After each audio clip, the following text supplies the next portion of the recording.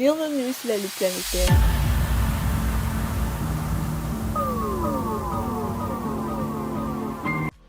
Mais tout d'abord, avant de commencer, n'oubliez pas de vous abonner et activer la cloche de notification, car cela vous permettra de ne plus manquer les prochaines vidéos.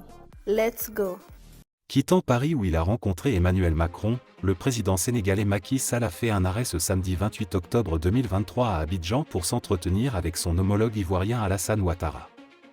Sur le sujet du Niger, les deux hommes ont été particulièrement silencieux. Le coup d'État militaire intervenu au Niger a profondément divisé les chefs d'État, membres de la CEDEAO.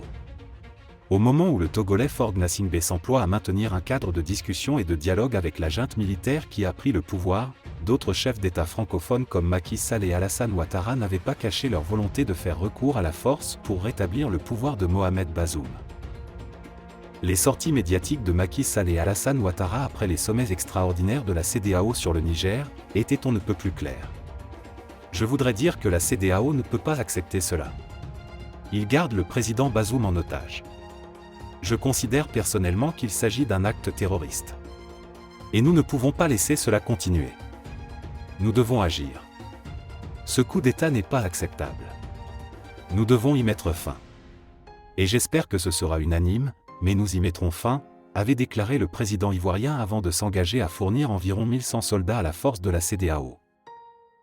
Pourtant, à la sortie de leur rencontre ce samedi 28 octobre 2023 à Abidjan, Macky Sall et Alassane Ouattara se sont contentés de se jeter mutuellement des fleurs en vantant les bonnes relations de coopération ainsi que les convergences de points de vue entre eux. Ils ont déclaré avoir évoqué les sujets sous-régionaux.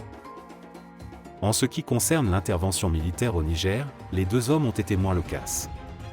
Tout porte à croire, comme l'ont relevé de nombreux observateurs, que cette éventualité n'est plus à l'ordre du jour.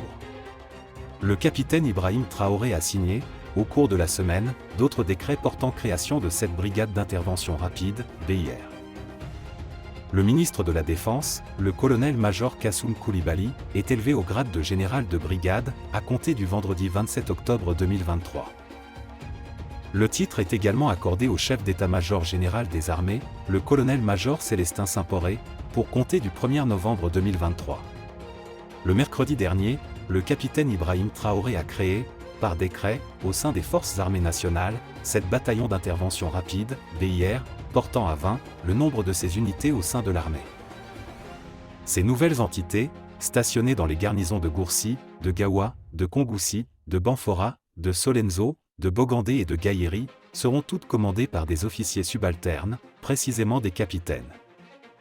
Ces différents bataillons ont pour principale mission d'assurer l'intégrité physique du Burkina Faso. Selon l'article 2 du décret, ils sont chargés d'intervenir le plus vite possible et le plus en avant, en privilégiant la mobilité et la puissance de feu.